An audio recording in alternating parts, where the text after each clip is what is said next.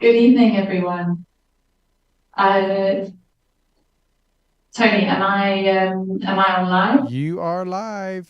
Sorry, I didn't get to hear the intro Oh, okay. music, so Yes, you're I live. wasn't sure. Who's technical hitch? Navigated successfully. Good evening, everyone. My name is Christiana Davidson. I'm a psychotherapist on the team at the Psychological Healing Centre. And as you will notice tonight, Dr. Judy is not here. So you may be wondering who is this imposter? But I'm just stepping in to cover Dr. Judy tonight because it is a very important night in the Jewish and Christian faiths tonight. It's the night of Passover. And so Dr. Judy is with her family. She'll be eating unleavened bread as they recall the ancient story of that night in Egypt when the Israelite slaves, were set free from the tyrannical rule of the Pharaoh. And that's going to feature a little bit on the show tonight. And I do hope that all you who may be listening at the moment, do call in and share your thoughts. That would be wonderful. Um, Wonderful to get your input as well. So you're not just listening to the sound of my voice for the entire hour. So I have a special message here actually from Dr. Judy. So I thought we'd start with that. Um, the first thing Dr. Judy wants to say is, happy Easter and Passover to everybody. She also mentions that, this is symbolic really of each of our own personal escapes from psychological prison, from being slaves within us. It's about escaping from our own personal captors. And sometimes those can be our defense mechanisms, things like addiction or overeating, anything that keeps you held back, held down, uh, feeling powerless. Those are all the things that keep us as slaves in our lives today. So tonight I invite you to get on the couch, and that was one of the first phrases that I loved when I first heard Dr. Judy was, it's time to get on the couch to heal your ouch. And that's what this is all about, really. If we look at the mind map system, Tony, if you can put that up, there's the ouch, there's the wound in panel one. And when we're hurt, it's like if you stub your toe or I don't know, you get a bruise on your leg. It's amazing how it can really affect the whole of you. If we have any discomfort in our body, it seems to just affect our whole countenance, our whole mindset. And that's what the focus of this mind map system is really. It says, look, way back in childhood, you were injured. You had a wound, you had an ouch, and this ouch has never really had the chance to heal. All that's happened is it's been covered up and stuffed down and not given the cleansing that it's needed in order to heal over well. And so these wounds end up festering within us psychologically. And we do everything we can to try to avoid them. So like I said, things like, eating or drinking or gambling, sex addiction, whatever it might be, we try to escape from this wounding that we believe is unhealable. it's so enormous that we don't believe that we can handle looking at it even.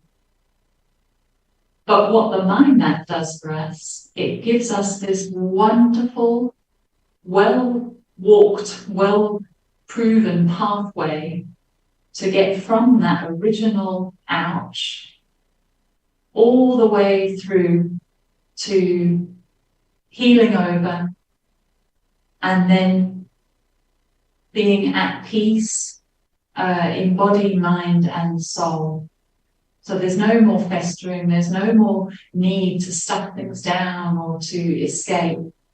There's a sense of peace within. And no more need to run in fear.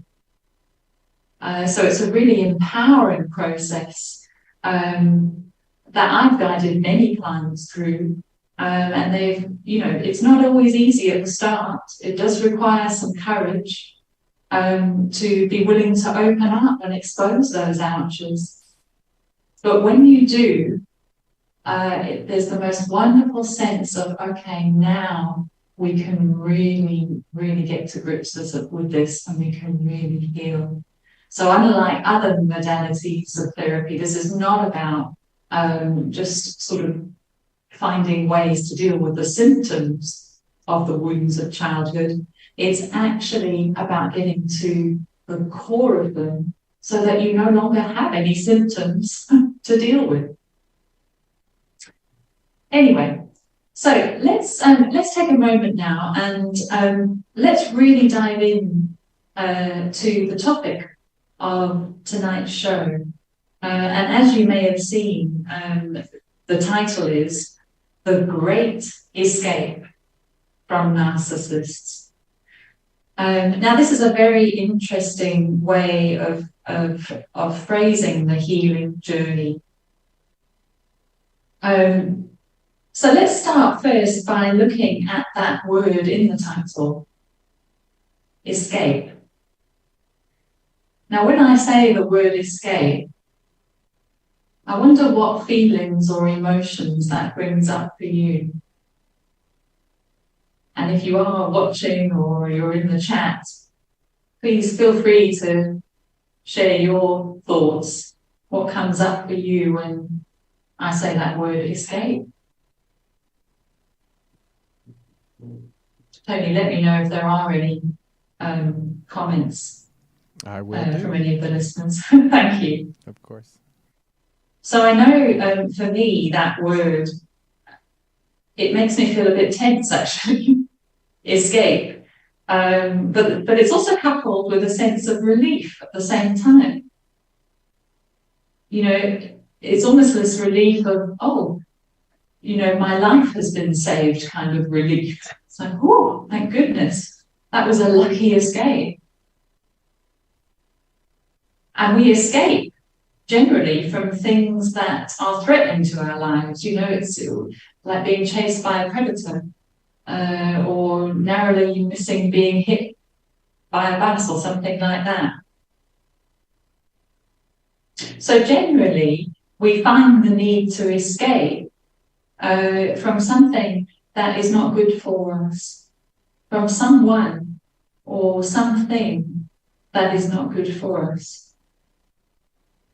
And often, we don't realize immediately that we need to escape. It can be sort of a sudden dawning that, hang on a second, this is not good for me. Or it could be something that develops over time. We become more and more aware that this is not healthy and that we do need to make an escape from it. So we may not have realized at the time, but then we do.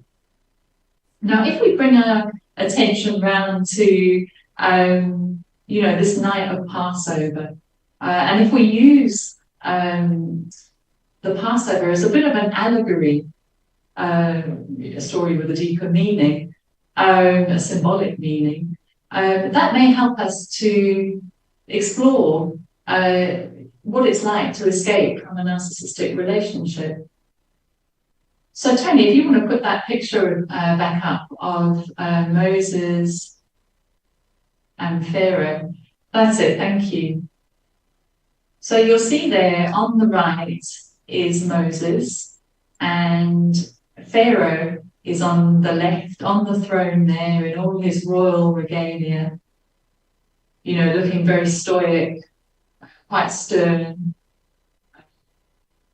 And here Moses is standing up tall with his arm outstretched in a gesture of communicating, perhaps, with Pharaoh. I don't think he's giving him a high five, but there's definitely some communication going on between these two. Now, I'm not sure how familiar everybody is with this historical event, actually, you know, that took place 2,000 or more years ago in Egypt. What took place was the Israelite people had been sold into slavery in Egypt, and Pharaoh was the royal leader. He was the Pharaoh of Upper Egypt, and at that time everybody believed that the Pharaoh was God on earth. So Pharaoh had this belief in himself that he was God, and that he could demand the praise, attention, admiration, worship of everyone, that everybody was there for him to use for his own aggrandizement. Now, here we have a picture of, you know, what a narcissist is like. And, you know, if it helps, this is my own definition of what a narcissist, you know, somebody with narcissistic personality disorder is like. They have a false self takeover. So if you look at Pharaoh in this picture here, thank you, Tony, he is presenting to the world his false self. He has all his outer garments, and his outer appearance is his defense mechanism in some ways. It's his projection of his false self.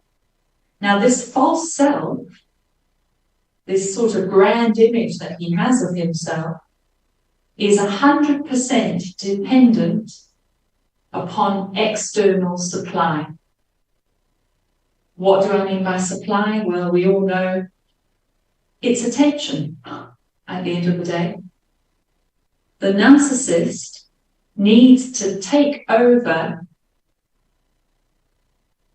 the true self, his true self, and depose the true self by placing on top of it a false self. Now, some people have said that narcissism is a search for the true self out there, but that's not my understanding of it. My understanding of it, that narcissism is a 100% rejection of the true self. The true self, in fact, is the enemy.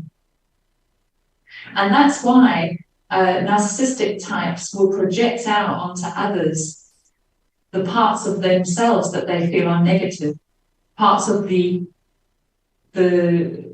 deposed true self.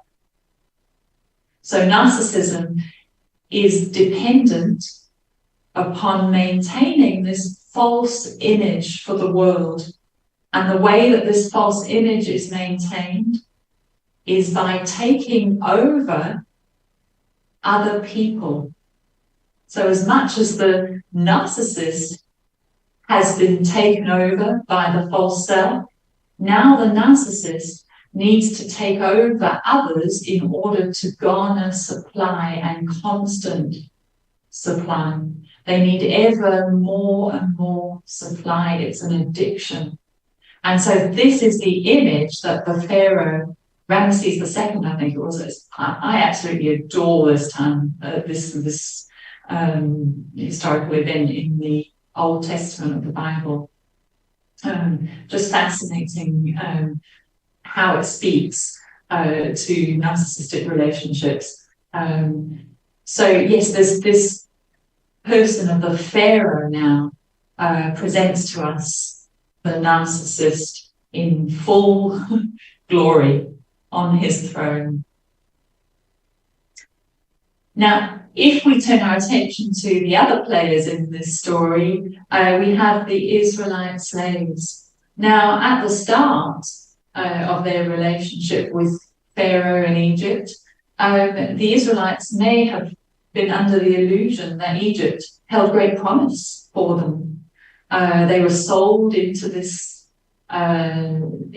new life, and no doubt the Pharaoh would have used things like love bombing, intermittent reinforcement to garner control over the Israelite people, just the same as when you're in a relationship with a narcissist.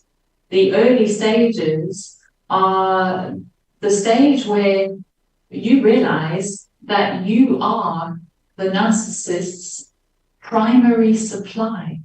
And that can be a very, very alluring thing to be. When I say that, primary supply, I mean you are being idealized. You're being seduced. You're being lured into a trap. And the trap has been laid with the full intention of never letting you escape. So it has to be highly, highly seductive. And the way that narcissists do this seduction is they prey on our weakest points or our deepest needs. Rather say it like that. So, for example, if we take this allegory here of the Israelites, they were looking for a place to call home. They were needing somewhere to belong. And so that's a bit like all of us. You know, we're looking for a good parent. We're looking for a parent or a mother who's going to love us unconditionally and want to welcome us in. A parent who needs us, who adores us. And so narcissistic types at the beginning of the relationship, this is exactly the kind of language you're going to hear. You may get things like, oh, you're adorable. Or you're just so divine. You're the loveliest thing I've ever met. You bring so much joy to my life. You are gorgeous. You're better than sliced bread. You'll have all of these kind of seductive, alluring sort of words given to you in order to draw you in. Now you see, this begins the addiction cycle. It's beginning this trauma bond. And the trauma bond really is about creating addiction in you. So first of all, the narcissist needs to get you addicted to what they can supply you so that you will then supply them with what they need. And over time, you'll be willing to supply more and more and more for less and less and less of what you need, which is this idealization, which is this love that you are unable to connect with really in yourself. You see, you come to the relationship with a lack of self-love. And so the first thing the narcissist does is place some love in you so that you start to think, gosh, maybe I can be lovable. Yes, this is what I've been missing. This seeing myself as someone lovable, as someone wanted, as someone needed, just like the slaves, the Israelite slaves in Egypt. So this love bombing stage is really an addiction on the part of the person who's being caught up in the narcissist. The addiction is to being supply. There's a sense of almost being drawn to being somebody's supply. That feels like being loved. And of course it's not. It's being used. It does also play in, though, like I was saying, to our own narcissistic needs, you know, because we all have narcissism, and we all have healthy narcissism, and we all have unhealthy narcissism. Oh, and we have a call. Thank you, Tony. Hello, who am I speaking to? Hello, this is James. Hi, James. Thanks so much for calling in. So I have a couple questions. What exactly is a psychotherapist? What a good question. A psychotherapist is just another way of saying counselor, therapist. I use the word psychotherapist because I have a particular love for psychoanalysis, which, you know, is kind of the Freudian tradition. And that's why I like the mind map so much, because we go back to childhood, and we look at how childhood is presenting itself in the present day to help us heal. So that's why I use that phrase to describe myself. So can you like psychoanalyze me if I like tell you about the situation that I'm currently in? Well, I can do my best, James. Yes, sure. Does it relate to being in a narcissistic relationship, perhaps? Yeah, no, it definitely does. That's how I found the stream. So my girlfriend that I currently live with right now, she asked me to wear a leash, like a dog collar. Okay. And she's been asking me to call her by mistress or master, and I didn't even know about this until I moved in with her. Currently she's out, so I'm pretty safe to talk right now, but I'm really afraid, like in general, about where this is going to go. Okay. And I have nowhere else to live. You know, like if I leave this house, I'm probably going to be homeless for like a month before I can stabilize myself. Okay. So James, it sounds like she's in full control. Yeah, no, she definitely is. Now you've already begun your escape. She sometimes hits me. She wrote. I was just saying, you've already begun your escape by calling in tonight. Thank you so much. Yes. I just needed like someone to talk to. She's been like marking her territory on me. She like carved her name in my back. She says I'll be forever hers and that I can't escape. Huh? It's almost like you're her possession. She's kind of almost tattooed you, stamped her ownership of you. You're an object. You know, you're not. You're there as an object for her. She's not seeing you as an individual. Yeah, sometimes she goes on about this weird, like she goes on the internet a lot. She talks about like trad cells and like true cells. I don't even know what half the words mean. One that comes up a lot is femcell, and how she was like a femcell girl boss queen. And I have no idea what any of that means. Well, I mean, and then if I question her, she'll like backhand me and then spit on me and then say I'm retarded and then continue on with her day like nothing happened. And I kind of just abide because what am I gonna do, you know? Yes.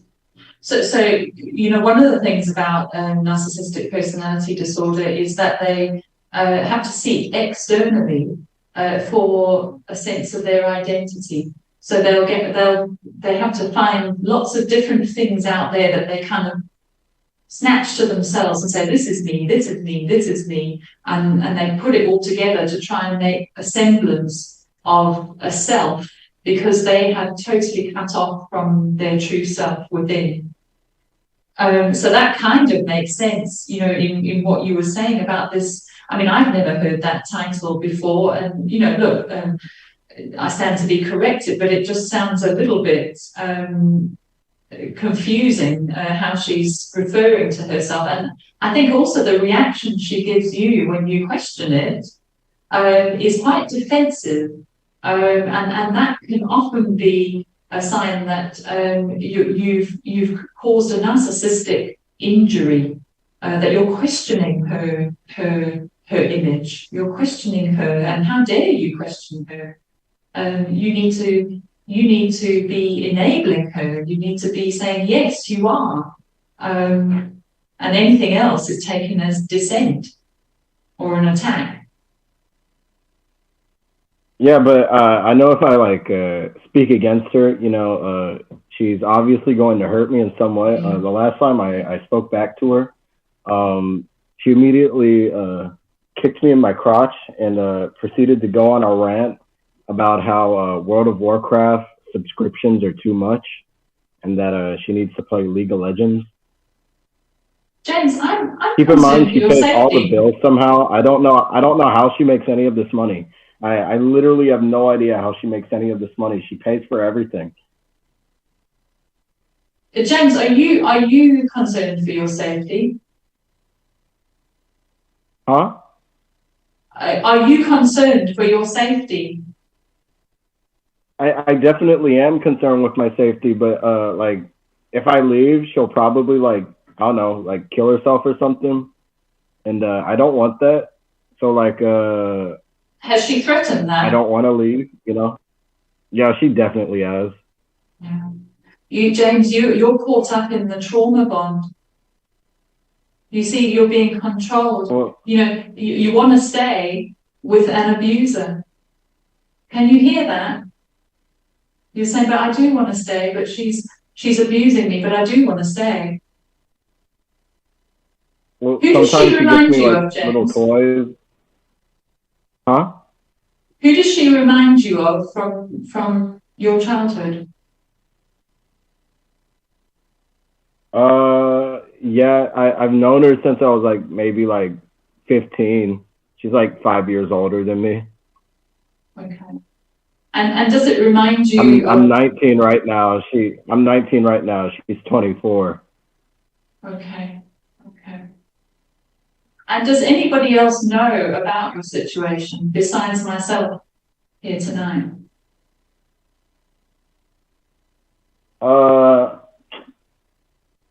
I mean, my homie Daquan knows, but he just said, "You lucky," and he keeps repeating that I'm a lucky man. I even sent him a video where she put boiling water on my hand. Goodness, James, this is really concerning behavior. You know, my advice to you is, you know, at this point, it's become pretty normal for me. It really doesn't faze me anymore. You know, it's been happening for a year. So yes, James, that's what happens. You take more and more abuse, and you end up not even able to distinguish what is acceptable and what's not anymore. It's almost like you go into this fog. More and more. You want me to call her? I can call her right now. I probably wouldn't do that because she might react badly to that, and I'm not sure it would be appropriate for the show. But James, what I am going to suggest to you is please reach out for a free consultation. You can do so with me. So if you send me an email to Christiana Davidson at psychologicalhealingcenter.com.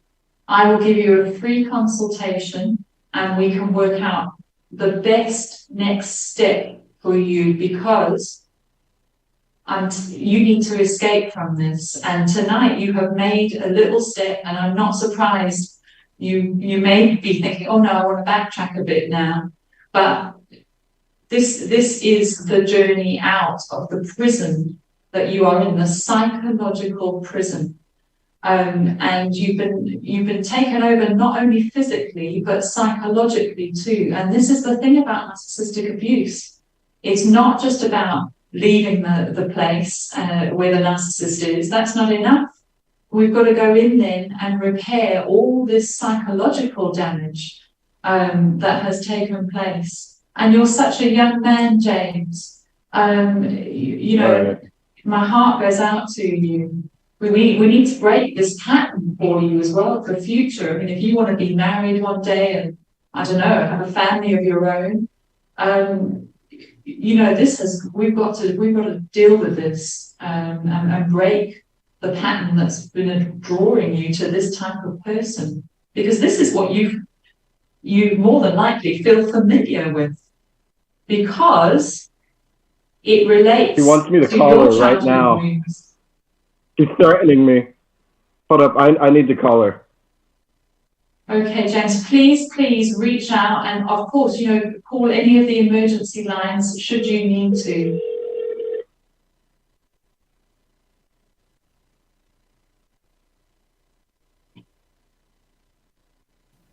Thank you for calling in.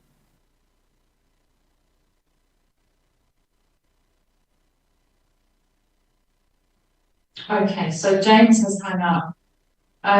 But you know, I'm so grateful to James for having the courage to reach out tonight.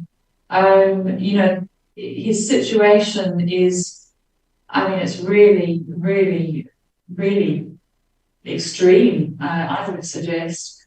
But it may be an insight, you know, for others who are watching, into, you know, how toxic narcissistic abuse is, but how it literally renders someone powerless because of the fear of stepping away. And that's exactly a perfect parallel to what happened with the Israelites in Egypt. The Pharaoh ruled with fear and would threaten things and would actually follow through on them, would you know, maim their bodies, you know, make them believe that they were slaves and that this was all that they were worth, so that they would never believe they could cope by leaving, but also, most importantly, that their basic needs depended on the narcissist. And with James's situation, we could hear that he was afraid to leave because he wouldn't have his basic needs met. But can I tell you, when you realize that that's not enough, that you can cope, and when you do find the courage to eventually step away and risk not having your basic needs met, it is uncanny how the universe, God, whatever you want to call it, steps in and provides you with what you need to make it. And I've experienced that personally, so I can vouch for it. Tony, you mentioned that there were some questions. So if there are any that you'd like to read out, that would be sure. amazing. So, Always Learning, thank you. That's the title of the person on YouTube. It says, what are the best and various ways to escape? What a great question. Yes, it's all very well saying, you know, escape, get out while you can. Well, the first thing I think we need to do is we need to have a plan. You know, this is something quite often that needs to have the guidance of somebody else. You know, you need to find somebody who can support you while you do this, but can help you also to put in a structured way of leaving. That may mean that you're not left out on the street without anything. that you're taking steps behind the scenes to support yourself for when you do leave. So that can be a key thing to have in place. I would say the number one thing is to have somebody on your side who gets it and can help you transition out of the relationship. Because, it's not easy to do, especially if you've been in a relationship for many, many years. I mean, you've almost have your identity in the relationship. To step away from it is a major, major thing. But it is only the first step, because like I was saying to James, the real escape has to be within us. That's where we have to break free from the control of the internalized narcissist, because that's what happens. We get taken over. We end up only hearing their voice, criticizing us, demeaning us, putting us down, keeping us held in slavery. And so we need to go within and start to debunk those lies that we've taken in. And you can imagine, if you have a narcissistic parent, how deeply embedded these messages are, how deeply embedded the slave identity that we take on is within us. And this is where the mind map is once again so powerful. Tony, I don't know if you can put it up for us again. So we started off talking about the wound, but now, as we move through panels 1, 2, we get to panel 3. So panel 3 is the encoding. It's in the encoding of these negative messages, the negative identity that we take on. It's actually a false identity that we are groomed to believe is the truth. And so in panel 3 here now, we go straight in and we pull out this negative identity and we bring it into the light and we expose it for the lie that it is.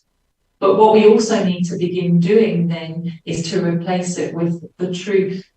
Because you see, until we do this deep inner work, until we go within and uncover that negative self-image or self-concept that we took on, that keeps us stuck as a slave, until we can pull that out and really see it clearly for the lie that it is, we can be saying affirmations till we're blue in the face. We can be doing, transformation workshops, whatever it, reading self-help books, until we've gone in and pulled out that deepest lie about who we are. We're forever going to be in a battle with ourselves, and we're forever going to be going back to the slave mindset, because we still believe deep within us in the subconscious that that's the truth, that we're battling against the truth, but it's not the truth, it's a lie. And so that's the real gift of this mind map in panel 3, is that we really get to debunk that.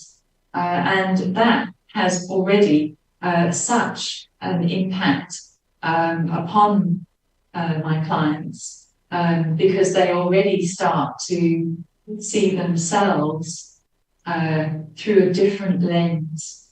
They've taken off the robes of the slave. They've taken off the tattoos, as James was saying. Even his body has been made an object. So we get to take off all of these beliefs that have held us captive, and already then the escape begins within us. Now, the thing about this escape, we really do need, like Moses, to face the internalized narcissist, and that's generally the voice of the inner critic. But it's the ego in many ways too, and there can be this battle that goes on. You know, on one hand, we're wanting to escape the internalized narcissist, but on the other hand, it's familiar. And it's a way for us sometimes of staying held back. Because staying held back and being controlled and being in a narcissistic relationship saves us from stepping out into freedom.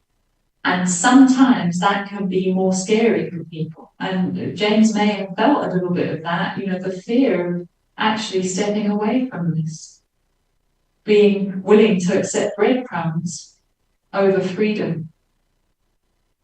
And sometimes people do choose not to. They stay all their lives as slaves for fear of stepping out and being free. So this is an important part of the work that I do with clients, is not only to say, you know, what did they do to me? How has that impacted me? But it's also to take ownership of how am I choosing to remain a slave? How am I choosing sometimes to allow myself to escape by being in a narcissistic relationship? Because it allows me to escape from actually becoming my true, healed, whole self. Because that is so unfamiliar to me. The tendency can be to just stay with the breadcrumbs. Now, if we look back to this allegory of the slaves in Egypt and Pharaoh, we know that Moses was somebody sent to give great hope to the slaves in Egypt. And I hope tonight that hope has come in for James. And I hope for all of you who find yourselves in a similar situation or in an abusive relationship, I hope for you tonight that you hear this message of the call to freedom. You know, Moses came with the message of freedom for the Israelite people. And Pharaoh was his brother, in fact. You know, Moses, I believe, loved Pharaoh and came to him time and time again, trying to get him to let the Israelite people go from slavery, to stop being so controlling, to stop being so selfish. And Moses was reaching out his hand, trying to connect with his brother, but his brother was unconnectable to, because he was only a shell. He was only an image of this king of Egypt, this Pharaoh of Egypt, but there was no real personality there. And that's devastating when you realize that the person that you're in relationship with, there is no self there. There's only a sort of mixture of random things that have been put together to create a defense, an impenetrable defense. And for many, that's the lowest point in the relationship, when they realize that I've been in relationship with somebody who is only a shell, and I cannot reach them. I'll never really know them, and they'll never really know me. They're not really interested in knowing me at all, only in what I can supply them. In fact, I'm an appliance to them. I'm an object. You know, none of us was meant to be slaves in this life. That's not what we're here for. Your calling is much greater than that. You're here to be free. You're here to be full of life and full of joy, not controlled, demeaned, beaten, devalued, discarded. No, you're here to experience love, what love truly is. And so I think, the wounds of childhood are that really, that they disconnect us from believing we can ever be truly loved for who we are. That we need to adapt ourselves in order to become lovable somehow. And even the narcissistic type does this too. They adapt to trying to make themselves somehow lovable to themselves, and admired by everybody else. So if we just take a look now at the last part of this Passover night, it was a scary night for the Israelite people. It was there's a lot of play here on light and dark. It's the darkest hour. The lowest point almost, but they're ready. They've prepared. They've been prepared and made an escape, told to get ready to escape. And they've done that. They've just taken the next step, done what's needed in order to get ready to leave. And finally, they walk out. All the threats of the Pharaoh, all the fear that they've been controlled by, all the potential guilt they may be feeling too, the fear of not knowing what's ahead, what's out there. Is it going to be worse than in here? They bravely walked out, but they did have the guidance of Moses to reassure them and to journey with them in their great escape. And that escape was initially something that filled them with the greatest sense of relief and disbelief, perhaps, that they're finally out. However, as many will know, the journey had just begun, really. There were many temptations to go back. And then, eventually when they made it across the Red Sea and the seas parted over, it was the final ending of that relationship. There was no going back. And even that can be a mixture of feelings. When you get to that point, you realize, no, this relationship is over and I'm never going to go back to being that source of supply for them anymore that made me feel so wanted and so needed, so idealized. I don't want that anymore because I know where it leads. And I've seen through their lives, I've seen through this false self-image. And I want something more for myself. I want freedom at any cost. And that really is the decision that we all have to come to at some point. Are we willing to face our fears? Are we willing to step out of the prison that we've been in and perhaps haven't even realized it? And this prison began in childhood, as I keep saying. Tony, if you just put the mind map up again, we can just have a look at the latter part of this now.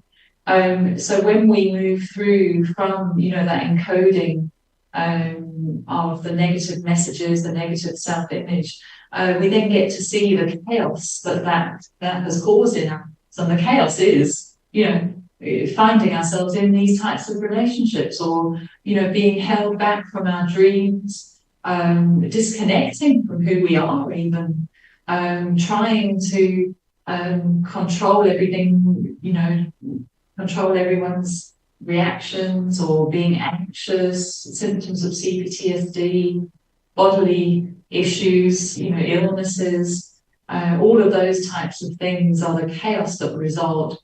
And then the defense mechanisms kick in. We've got to have some way of trying to escape all that chaos.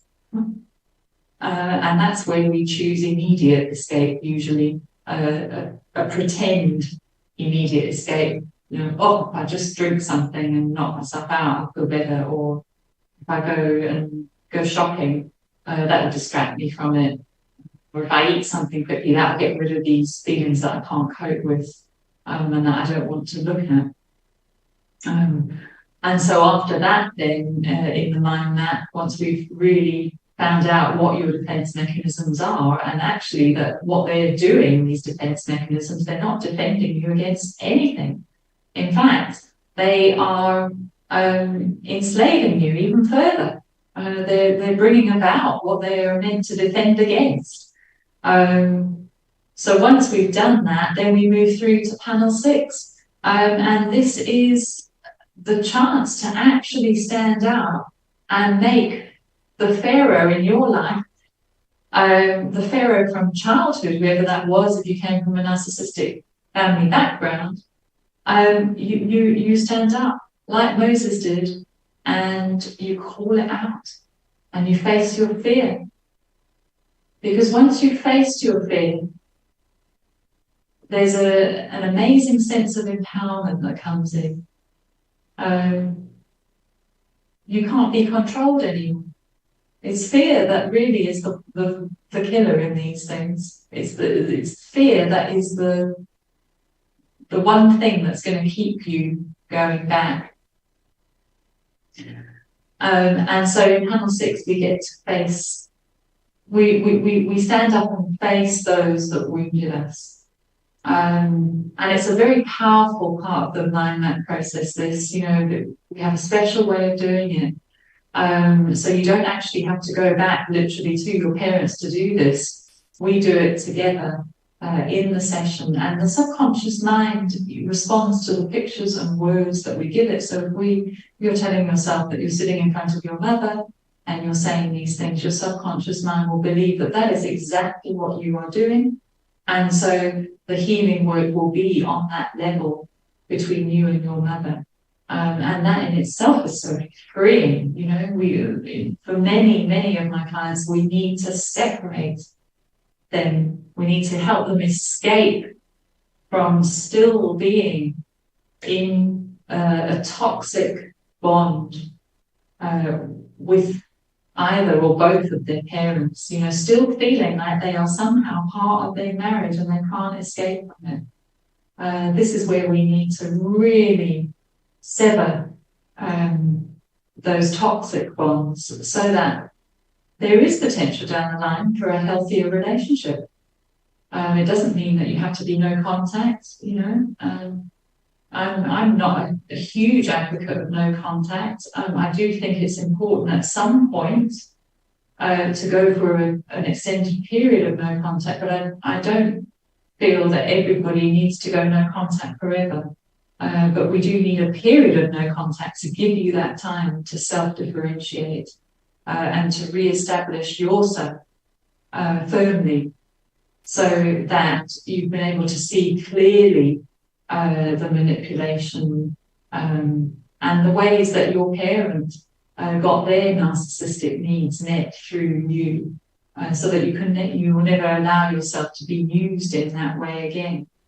And some clients can even see with some compassion ultimately that the narcissist too, at the end of the day, is searching for love, as all of us are. This does not in any way excuse abuse. When people say, it's just hurt people that hurt people. Well, no, that's not true. Not all hurt people go on to hurt other people. Some choose to go in and do their inner work, and so that they can really not perpetuate abuse. So this is not in any way saying that narcissists are not accountable. They are in my books. But I guess, if we're able to, sometimes the narcissist in our lives can be, what can I say, an uncomfortable, deeply uncomfortable catalyst for the healing journey that we need to go on, so that we can truly be free. And sometimes they can be that necessary cause to make us do it. And that's the work that I am so honored to do with clients. And if you're wanting to take some action in your own life, if you feel, no, it's time now, enough time's been wasted as a slave, it's time to break out of my own psychological prison, then please do, check out the Psychological Healing Centre. I'm not the only therapist on the team, there are others. If you look at the website, you'll see there's a whole range of different specialists that you can reach out to via email and set up a consultation with. I hope I've done Dr. Judy proud tonight. It's a bit daunting doing this on my own. So thank you to all of you who have, put comments. Thank you to James again for having the courage to reach out. And like I said, please do reach out to me at the Psychological Healing Centre. And I'd be very, very happy to give you a free consultation. I wish you all a very happy Passover and Easter, and hope that you can take some time to reflect on your own stage in the journey of escape. How free are you? And how free do you want to be? And how free are you willing to be? I'll leave you with that thought. Thanks so much, everyone. Thank you, Tony, too. Thank you. You did great. Thank you, Tony. All right. Good night, everybody. Good night.